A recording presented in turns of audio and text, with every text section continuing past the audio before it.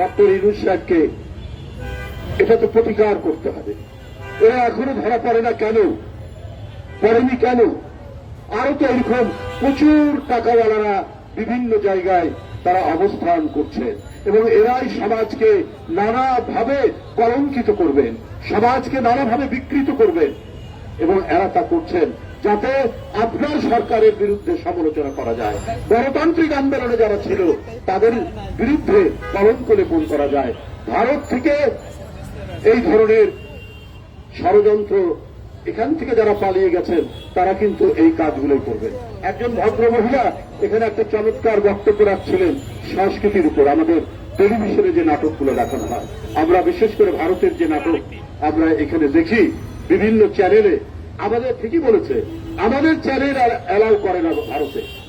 আমরা কত দুর্ভাগা, আমাদের বার্গেনিং ক্ষমতা এত কম যে আমাদের চ্যানেলগুলো ভারতে তারা প্রদর্শন করে না, কিন্তু তাদের চ্যানেলগুলো আমাদেরকে অবলীলায় আমরা গ্রহণ করি, আমরা সেগুলো দেখি।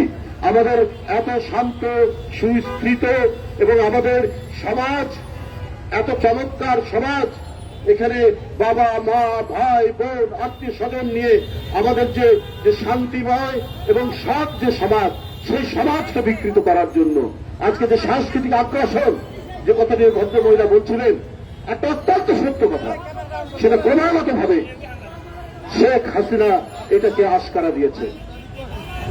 এইটা চলেছে কি, গাড়ির চাকরানির সাথে গাড়ির ছেলের সম্পর্ক, গাড়ির ড্রাইভারের সাথে বাড়িতে বাপের বোন ফুপুর রিলেশন। এই হচ্ছে ভারতীয় নাটকের কালচার। আপনি দেখবেন প্রায় জায়গায়, প্রায় অবস্থায়। আর ভারতে যে প্রায় 80-85% যে গরিব মানুষ, গরিব মানুষের জীবন নিয়ে কোনো নাটক নেই, গরিব মানুষের জীবন নিয়ে সেখানে কোন ধরনের সাংস্কৃতিক কোন কর্মকাণ্ড আমরা টেলিভিশনে দেখি না। একেবারে একটা বিকৃত চার, যেটা ভারতের যে আদি কালচার সেটার সাথেও মেলে না। এই সমস্ত বিকৃত কালচারের কারণে আজকে সমাজের মধ্যে এই জঘন্যতম নারীর উপর নানা ধরনের যে আক্রমণ, নারীরা আজকে যে বিভিন্নভাবে আজকে নির্যাতিত হচ্ছে। আসিয়ারা ওই বাচ্চা 8 বছরের মেয়ে আজকে ধুকতে ধুকতে নির্যাতিত হয়ে ধুকতে ধুকতে মারা গেল। এটার কারণটাই হচ্ছে এই সাংস্কৃতিক, এই বিকৃত চার সাংস্কৃতিক আগ্রাসনের মধ্যে বাংলাদেশ পড়েছে। কারণ শেখ হাসিনা এইটাকে জিইয়ে রাখার জন্য, এটাকে ধরে রাখার জন্য তিনি সর্বান্তকরণ চেষ্টা করেছেন এবং যার কারণে তিনি আজকে পুরস্কার পাচ্ছেন। সেখানে তিনি পালিয়ে গেছেন, তাকে সযত্নে সেখানে রাখা হয়েছে। কিন্তু আমরা যে একটা স্বাধীন দেশ, দেওয়ার নেওয়ার মধ্যেই তো সম্পর্ক। আপনার চ্যানেল এখানে চলবে, আমাদের চ্যানেল আপনাদেরকে চালাতে হবে। এই যে চালাতে হবে, এই কথাটা বলার, এই ধরনের একটি সাহসী অদম্য অহংকার করার জাতীয়তাবাদী নেতা বেগম খালেদা জিয়াকে এই কারণেই বন্দী করে রাখা হয়েছিল। তিনি এই কথাটা বলতে পারতেন, তারেক রহমান এই কথা বলতে পারতেন, বিএনপির ভারপ্রাপ্ত চেয়ারম্যান। এই কারণেই তাদের বিরুদ্ধে মামলা, এই কারণেই তাদেরকে জেলে রাখা হয়েছে, এই কারণেই তাদেরকে দেশে আসতে দেওয়া হয়নি।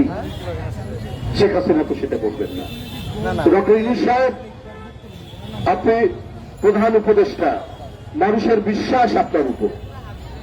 আপনি চাই আপনার হাত দিয়ে একটি অবাধ সুষ্ঠু নির্বাচন নিশ্চিত হবে। আপনি যে কয়দিন ক্ষমতায় থাকবেন, আপনি অবাধ সুষ্ঠু নির্বাচনের মাধ্যমে জনগণের প্রতিনিধির কাছে ক্ষমতা হস্তান্তর করবেন। এই ধরনের একটা গভীর বিশ্বাস জনগণের। কিন্তু যদি গরিমসি হয় তাহলে তো এটা ভিন্ন মাত্রা নেবে। আপনার এক উপদেষ্টা ছাত্রদেরকে বলছে, তোমরা যেভাবে তোমরা চালাচ্ছ আমাদেরকে, এইভাবে 5 বছর চললে পরে দেশ আরো সুন্দর হবে। তারপরে নির্বাচনের দরকার নেই, গণতন্ত্রের আরো যে নিশ্চয়তাগুলো আছে, আপনার আইনের শাসন, ন্যায় বিচার, আদালতের ন্যায় বিচার এবং সংবাদপত্রের স্বাধীনতা, এগুলো তো গণতন্ত্রের উপাদান। এই গণতন্ত্রের উপাদানগুলো কি ধ্বংস হয়ে যাবে? আমি সেই উপদেষ্টার কাছে বলতে চাই, তো এটার জন্যই তো লড়াই। জুলাই আগস্টের যে আন্দোলন চূড়ান্ত আন্দোলন, এটা তো 15 বছরের যে গণতন্ত্রগামী রাজনৈতিক দল বিএনপির নেতৃত্বে যে আন্দোলন করেছে তার তো চূড়ান্ত বহিঃপ্রকাশ। এটাকে আপনারা বিভাজন করছেন কেন? এই 15 বছরের মধ্যে ইলিয়াস নেই, সুমন নেই, চৌধুরী আলম নেই, অদৃশ্য করা হয়েছে। এদেরকে কেন করা হয়েছে? কারণ এরা সোচ্চার ছিল অবাধ সুষ্ঠু নির্বাচন এবং ফাঁসিবাদ থেকে বাংলাদেশের মুক্তিকর ঘটানো। এই কারণে জীবন দিয়েছে। সেই জীবনের একটা চূড়ান্ত বহিঃপ্রকাশ দেখলাম। শিশু, তরুণ, কিশোররা জুলাই আগস্টে তারা জীবন দিয়ে শেখ হাসিনাকে বিতরণ করেছে।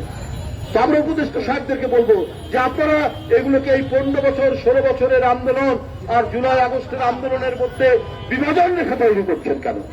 এটা তো সব রক্তস্রোত একই সমুদ্রের মোহনায় গিয়ে মিলিত হয়েছে এবং তার এই মোহনার এই মিলিত স্রোতেই শেখ হাসিনা আজকে পালিয়ে গেছে।